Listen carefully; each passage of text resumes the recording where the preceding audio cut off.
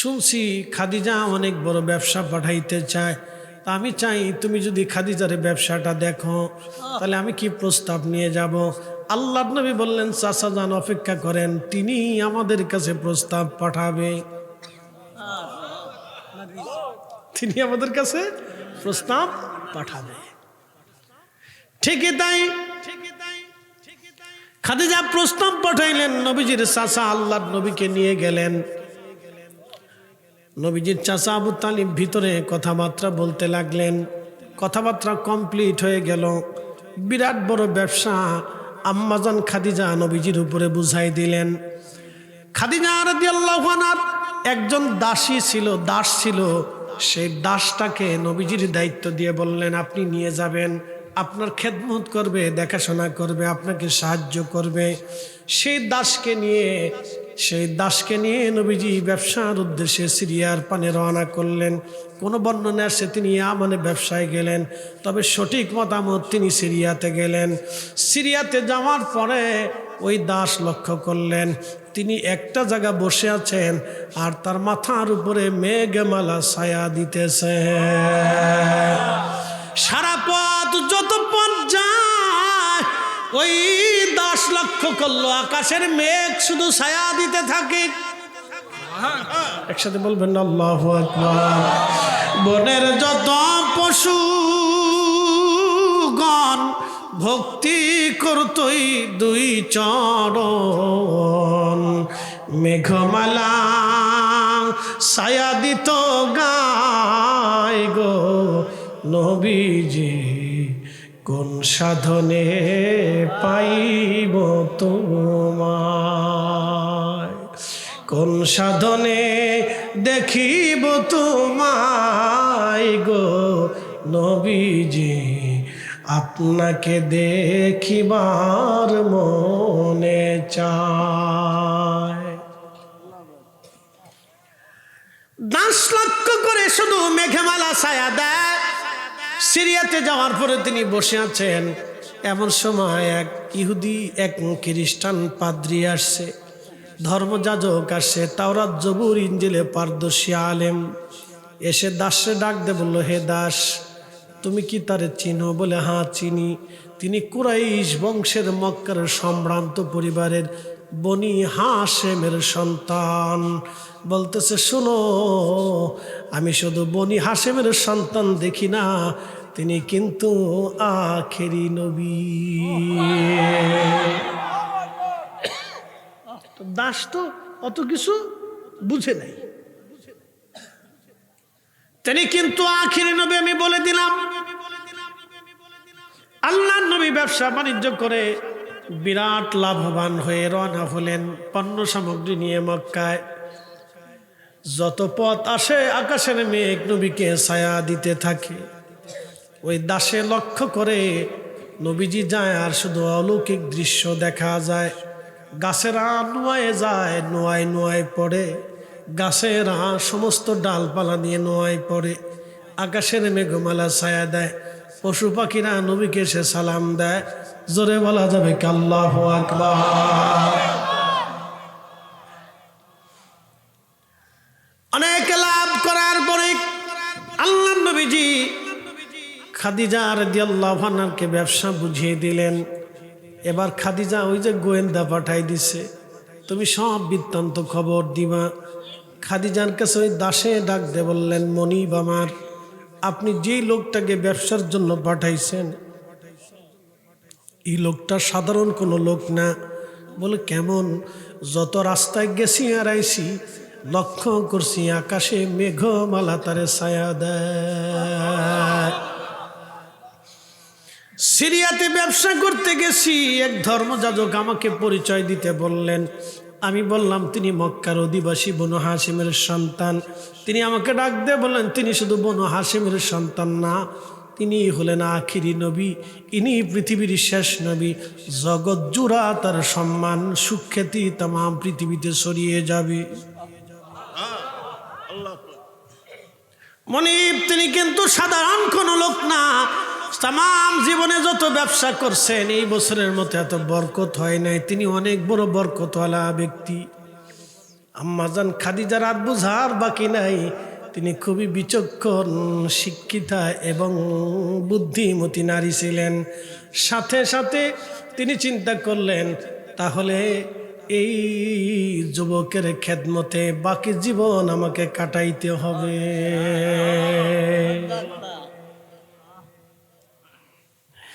বাকি জীবন কাটাইতে হবে আমার। তিনি আত্মীয় স্বজনদেরকে ডাকলেন, ডেকে বললেন, আমার আব্বাজানের কাছ থেকে খাদিজা বিনতে খুয়াইলিদ, তার বাবার নাম ছিল খুয়াইলিদ, বা আমার আব্বার কাছ থেকে অনুমতি নিতে হবে। কিন্তু তার আব্বা তো অনুমতি দিতে চায় না। একবার অনুমতি দিছে, আবার না করে ফেলছে, পরে আবার বোঝাই সুজাই অনুমতি নিলেন। অনুমতি নেওয়ার পরে আম্মাজান খাদিজাতুল কুবরা আল্লাহর নবীর কাছে প্রস্তাবনা পাঠাইলেন। নবী বললেন, আমি তো একা না, আমার মুরব্বী আছে, আমার চাচা। আমার চাচা যান সিদ্ধান্ত না দিলে আমি কোনো সিদ্ধান্ত দিতে পারি না। একবার জোরে বলা যাবে কে মারহাবা। মুরব্বী মানা নবীর সুন্নত। যারা মুরব্বী মানে না, মূলত তারা নবী মানে না। ঠিক কিনা? রসুলের সুন্নত অস্বীকার করে। মুরব্বী মানা রসুলের সুন্নত,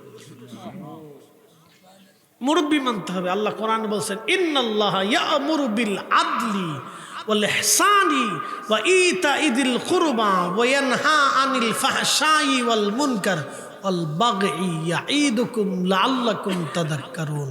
ও ইমানদার, আমি নির্দেশ দিলাম তোমরা পৃথিবীতে ন্যায় করবে, ইহসান করবে, আত্মীয়তার সম্পর্ক রাখবে, দরিদ্র হলে দান করবে, ফায়সা কর্মকাণ্ড থেকে দূরে থাকবে, বেহাপনা থেকে দূরে থাকবে, আন্দা গান্দা পশা হাবিজাবি থেকে তোমরা দূরে থাকবে, আর তোমরা মুরব্বীদেরকে মানবে। একসাথে বলবেন না মারহাবা। লাস্টে কি বলছেন? মুরব্বী মানবে। জোরে বলেন, লাস্টে আল্লাহ কি বলছে? মুরব্বী মানবে। আমাদের ছেলেপেলের এখন মুরব্বী মানে না। মোটর সাইকেল একটা ফাঁসার নিচে ঢুকাইতে পারলে ও বাপু চিনে না। কি কথা কন না কা? ও বাপু চিনে না, বাপু চিনে না। উস্তাদ তো করে, বাপু চিনে না।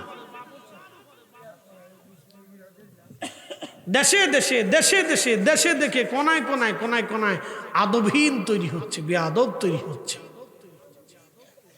আর ফতোয়া দিয়ে দেশে কদম বসি যখন উঠাই দিছে, তখন বেয়াদব আরো দেশে বাড়ছে। কি কথা কন না কা? আগে পরীক্ষা নিরীক্ষা দেওয়ার আগে ছেলেপেলেরা কদম বসি করতো, উস্তাদরে নামতো, সাইকেল থেকে নামে উস্তাদরে সালাম করতো, আর উস্তাদ স্যার ভালো আছেন নি, স্যার ভালো আছেন নি, শেষ। কি কথা কন না কেন? আগে আমরা উস্তাদ মাসায়েক দেখলে নাইমে পায় কদম বসি করছি, এখনো করি, এখনো করি। উস্তাদ, সেই ছোটকালের উস্তাদ দেখলে এখনো সালাম দিই, হুজুর কেমন আছেন।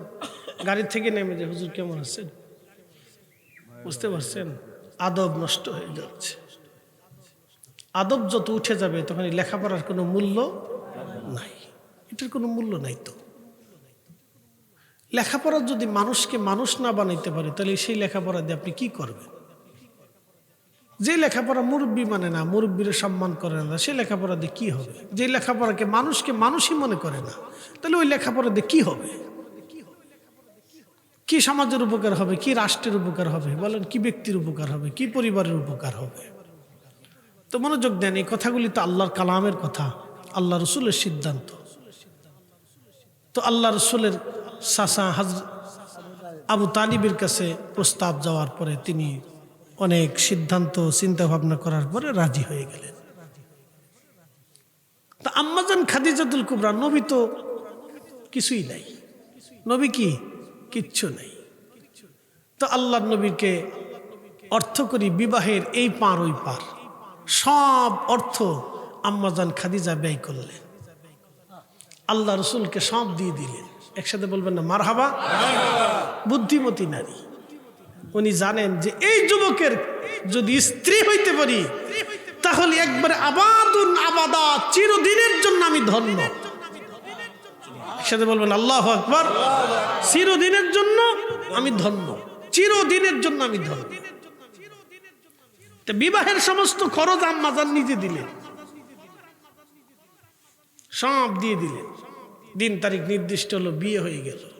কিছুদিন পরে মক্কার কাফেররা কয়, কাজ করছো? বলে কি কাজ? বলে তোমার স্বামী গরিব, তুমি ধনী, তোমার সাথে কি আব্দুল্লাহর বেটা মোহাম্মদের মিল হলো? তুমি মক্কার সবচেয়ে বড় ধনী ধনাঢ্য ব্যক্তি, একটা দরিদ্র ছেলে বিবাহ করলা, মক্কায় কি আর ছেলে পেলে নাই? আম্মাজান চিন্তা করলেন এই মক্কার এই নেতা ফেতাদেরকে একটু বোঝানোর দরকার। সবাইকে একদিন দাওয়াত করলেন, সুন্দর করে ভোজের আয়োজন করলেন। ভোজের আয়োজন করার পরে আম্মাজান সবাইকে বসাইলেন, খাবার দিলেন, বললেন খাবার খাবে। ঠিক এমন সময় বললেন, হে মক্কার অধিপতিরা, আমি আপনাদেরকে দুটি প্রশ্ন করব, সেই জন্য ডেকে আনছি। খাবার একটু পরে খাবেন, সবার জন্য খাবার রেডি, আপনারা আমার মেহমান। আপনারা তো আপত্তি করেছেন আমার চাইতে আমার স্বামী দুর্বল হয়ে গেছে, আমি তেমন ভালো কোনো পরিবারে আমি বিবাহ করতে পারি নাই। তাহলে আপনারা বলেন আমার স্বামী মুহাম্মাদের মতো এমন চরিত্রবান ছেলে মক্কা নগরে কি আর কেউ আসেনি? একসাথে বলবেন আল্লাহু আকবার। সবাই কয় না, তা তো নাই। কে বললেন তাহলে আমি জিতছি, আমার স্বামী আমার থেকে উত্তম। একসাথে বলবেন মারহাবা। দেখেন রসুলকে, নবীর সম্মানকে সে কিভাবে বুলন্দ করতেছে। স্বামীকে মাথার উপরে তাজ বানানোর জন্য সবাইকে ডাকছে, এ শোনো কাফেররা, এ মক্কার অধিপতিরা, বলো আমার স্বামী কুরাইশ বংশ, কুরাইশের চাইতে কি বড় বংশ আরবে আছে, পৃথিবীতে আছে? সবাইকে মাথায়। কুরাইশের মধ্যে বনু হাশিমের চাইতে বড় বংশ, সুন্দর বংশ আর কোন বংশ আছে? সবাইকে না, তাও নাই। তাহলে বংশ থেকেও আমার স্বামী শ্রেষ্ঠ, গোত্র থেকেও আমার স্বামী শ্রেষ্ঠ, চরিত্রের ক্ষেত্রেও আমার স্বামী শ্রেষ্ঠ, তিনি আল আমিন। আমার স্বামী কোন দিক থেকে ছোট বলো তো? বলতেছে তুমি ধনী, তাই গরিব। তুমি ধনী আর মুহাম্মদ গরিব। বলতেছে হে মক্কাবাসী, তাহলে শোনো, আজ থেকে আমার সমস্ত সম্পদ, আস্তাবর ইস্তাবর যা কিছু আছে আমি আমার স্বামীকে সব দিয়ে দিলাম। তাহলে বলো মক্কা নগরে আমার স্বামীর চাইতে আর কেউ ধনী আসেনি? সবাই মাথা নত করে আছে, কয় না, আর কেউ তো ধনী নাই। আম্মাজান খাদিজা আগে নবী চিনেছে, কারণ যাকে মেঘে ছায়া দেয় সে তো আখিরি নবী। ওনার স্ত্রী হতে পারলে জীবন বড় ধন্য ধন্য ধন্য। জোরে বলা যাবে কি মারহাবা। ওরে এই সমস্ত মুজিজা দেখা হযরত খাদিজা, ওরে এই সমস্ত মুজিজা দেখা হযরত খাদিজা,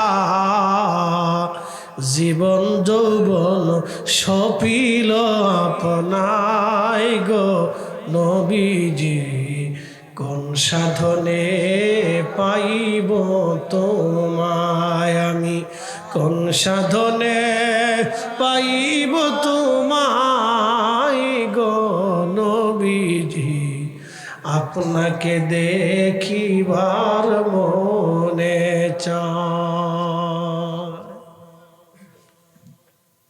সাহাবীরা আগে নবী চিনছে, ঠিক কি না? আগে কি চিনছে? নবী চিনছে। নবী সূত্র সহজ, কঠিন যারা করছে তাদের কপাল মন্দ। আজকে ওরা কারা বুকে হাত বেঁধে নামাজ পড়ে, আমার বাংলাদেশে তারা দিন দিন করে বাড়তেছে। আহা, যে হাদিসে হোক, কোনো ব্যক্তি যদি বলে আমি হাদিস মানি, তাহলে বলে সে কি বলতে পারে রসুলের আব্বা আম্মা কাফের ছিল? আপনি একটু চিন্তা করেন তো।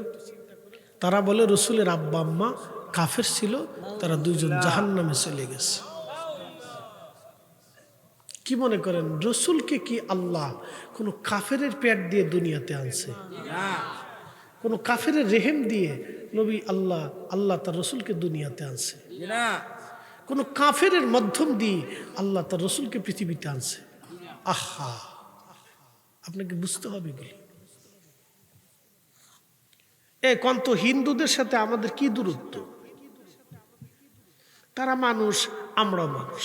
তারাও বেগুন খায়, আমরাও বেগুন খাই। তারা শুয়োর খায়, আমরা গরু খাই। কি কথা ঠিক আছে কিনা? তারা শুয়োরের গোশত খায়, আমরা গরুর গোশত খাই। তারা গরু খাই না, আমরা গরু খাই। তারা শুয়োর খায়, আমরা গরু খাই। তাদের সাথে আমাদের বিশ্বাসগত তফাৎ। কথা ঠিক কিনা? এই জন্য কোনো হিন্দু কোনো মুসলমানের সাথে বিয়ে দেয় না, কোনো মুসলমান কোনো হিন্দুর মেয়ে বিয়ে করে না, আত্মীয়তা হয় না। কিন্তু সমাজ সমাজ, রাষ্ট্র, রাজনীতি, ব্যবসা বাণিজ্য আমরা একসাথেই করি। কথা ঠিক কিনা? একসাথে বসবাস করি। সমাজ টমাজ হচ্ছে আপনার এই কি বলে, রাজনীতি হচ্ছে, ব্যবসা বাণিজ্য আমরা একসাথে করতেছি। কিন্তু বিশ্বাসগত তাদের সাথে আমাদের তফাৎ। তো কোন ব্যক্তি যদি বিশ্বাস করে যে আল্লাহ নবীর আব্বা আম্মা জাহান্নামী, তার সাথে তো আমাদের সুন্নিদের আতাত হইতে পারে না। কি কথা কর না কেন? আমরা জীবন গেলেও তাকে মানতে পারি। তারে মাইনে আমি জাহান্নামে যাইতে পারবো? তারে মাইনে আমি রসুলের সুপারিশকে ধ্বংস করতে পারবো? আমার জীবনকে বরবাদ করতে পারবো না। আপনাদেরকে বুঝতে হবে। লম্বা কথা বাড়াবো না, আসেন নবীজিকে দাঁড়ায় সালাম জানাই। ইয়া নবী সালাম